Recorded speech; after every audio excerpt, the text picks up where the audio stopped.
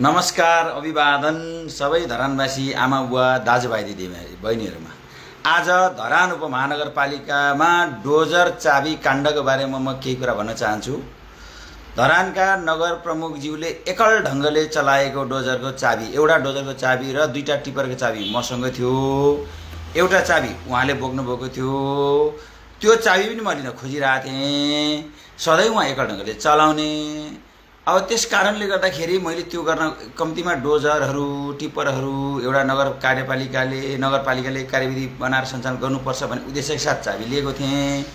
उहाँले बडो एउटा चाहिँ नि ट्याक्टिसफुल नाटकीय ढंगले त्यो नारायण पथमा काम हुँदै गरेको ठाउँका नागरिकहरूलाई उहाँले अब आउनेहरूले जानेर हो या नजानेर तर नगर प्रमुखले ट्याक्टिसफुल ढंगले उपप्रमुखलाई चाहिँ नि एट्याक गर्न उहाँले पठाउनु भयो। म नारायण पथको बाटो निर्माणको विरोधी हुँदै होइन, त्यहाँको श्रम अभियानको विरोधी हुँदै होइन, त्यहाँ डोजर लाउनु हुँदैन भन्ने मेरो कुनै मनसा होइन। तर उहाँले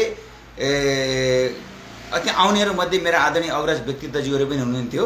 उहाँलाई म सम्मान व्यक्त गर्न चाहन्छु। र बाँकी उहाँले अब एउटा स्ट्याटस लेख्नु भएको थियो खोसिन्छ भनेर, त्यो भ्रममा चाहिँ अब कोही नपर्नमा आग्रह गर्न चाहन्छु। कसैले कसैको चाबी खोसेको पनि होइन। नगर प्रमुखज्यूले लिएको चाबी धरान 10 को वडा अध्यक्षलाई दिनुभएको छ।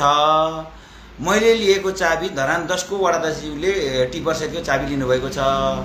अनि जनताले जिते भन्नुभएको छ। नगर प्रमुखज्यू यस्तो चाहिँ नि केटाकेटी कुरा नगर्नु होला, यस्ता कुराहरू ल्याएर चाहिँ नि भ्रम नपार्नु होला। नारायण पथको बाटो निर्माण अभियान को अहिले जुन श्रम अभियान छ त्यसप्रति उच्च सलाम छ।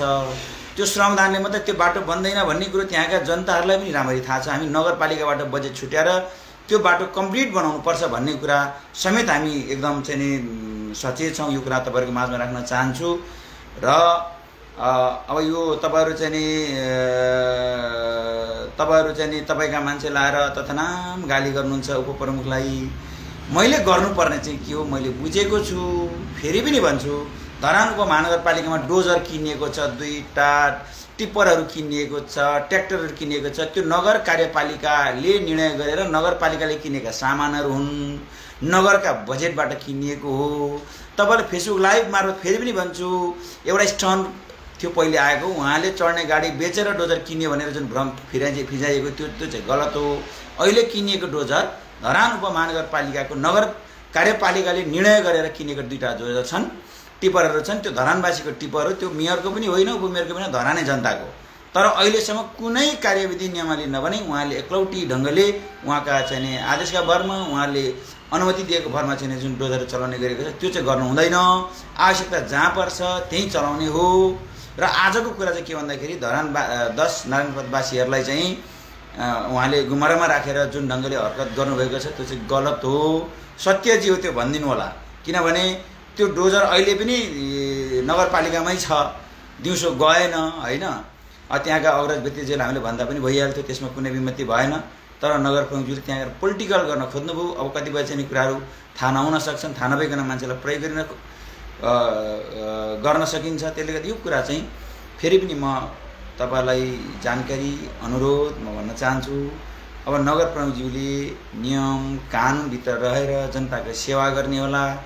नियम कानुनभित्र आफू अनुशासित हुँदै अरूलाई अनुशासित बनाएर अगाडि बढ्ने होला। धरानको विकास समृद्धिको अभियान साझा अभियान बनाएर जाने होला। उहाँले छुमन्त्रण गर्दा सबै कुरा हुने, उहाँले छुमन्त्रण नहुँदा सबै नहुने भन्ने कुरा हुँदैन। अर्को कुरो, अहिले धरानको चाहिँ विषयलाई लिएर फेसबुकटी बर्गेल्ती कुराहरू आइरहेको छन्। अब त्यो फेसबुकमा आएका कुराहरूको बारेको खण्डनमा धेरै म गर्न चाहन्न। र फेरि पनि म भन्छु, धरान उपमहानगरपालिका एकल ढंगले एकलौटी निर्णय गरेर गुण्डागर्दी दादागिरी शैलीबाट चल्दैन। सबैलाई सम्मान गरेर सबैको भावनालाई समेटेर जनताको भावना अनुसार अघि बढ्ने चाहिँ काम चाहिँ गर्नुपर्छ। कसैले गाली गरेर कसैले हिलो छेपेर चाहिँ नि आफू सफा भइँदैन, राम्रो भइँदैन। फेरि पनि म भन्छु। र आजको स्वरमा नारायण पथको बारेमा बाहिरबाट विभिन्न चाहिँ कुराहरू आइरहेका छन्। त्यो सडक निर्माण गर्नको निम्ति त्यो डोजर आवश्यकता आधार प्रयोग गरिएको खण्डमा कसैले रोकेको छैन, छिएको छैन। आज मलाई आएर जुन ढंगले उहाँले चाहिँ पोलिटिक्स गर्नुभयो, केही मान्छेहरूलाई त्यहाँ आउने सबैलाई थाहा थिएन। उपप्रमुखलाई चाहिँ अब चाबी त नगर प्रमुखसँग पनि थियो नि त। उहाँले छैन भन्दै जित्नुभयो। भरे लास्टमा 10 नम्बरको वडा अध्यक्षले चाबी दिनुभयो उहाँले। अहिले 10 नम्बरको वडा अध्यक्षसँग छ धरान उपमहानगरपालिकाको जेसीबी दुईटै चाबी, दुईटै टिपरको चाबी उहाँलाई दिएका छौँ। अनि अघि भन्दै हुनुहुन्थ्यो अब जनताले खोसे चाबी हुन्छ, जनताले खोसेको होइन।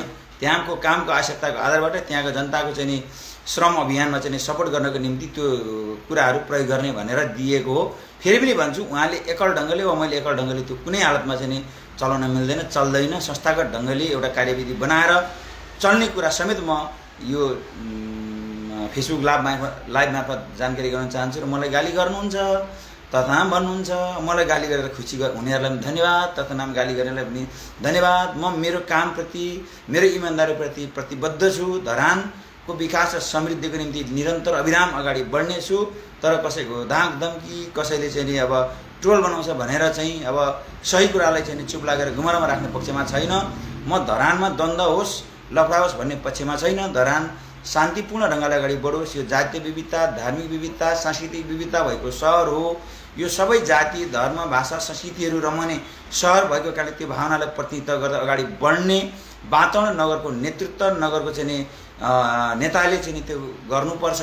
त्यसका निम्ति मैले मेरो तर्फबाट अनिवार्य त्यो भूमिका निर्वाह गर्नेछु र म कसैप्रति आक्षेप लाउँदिनँ। आज अहिले फेसबुक लाइभमा आएको म मात्रै भन्दैछु, आज हामीले लिएको जेसीबी चाबी चाहिँ नि धरान 10 को नारायण पथमा काम गर्नको निम्ति धरान 10 को वडा अध्यक्ष विवेकको हातमा नगर प्रमुखजीले चाबी दिनुभएको छ।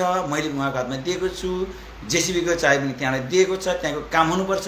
त्यहाँ कसैले अब्स्टेकल गरेको छैन र त्यो व्यक्तिगत कुनै सम्पत्तिको पेवा पनि होइन। र अघि पनि मैले भने दुईटा डोजर, टिप्पर, ट्र्याक्टरहरू धरान उपमहानगरपालिकाको कार्यपालिकाको बैठकद्वारा निर्णय गरेर पास गरेर किनिएको, त्यो कसैको बाउको व्यक्तिगत गोजीबाट किनेको होइन, त्यो मैले पनि किनेको होइन, मेयर साहबले पनि किनेको होइन। हामी धरानवासीको सम्पत्ति हो, धरानी जनताले किनेको।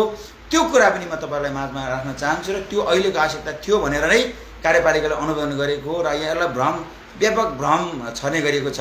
र यो डोजर टिप्पर चाहिँ धरान उपमहानगरपालिकाको बजेटबाट किनिएको, गाडी बेचेर किनेको होइन है हजुर।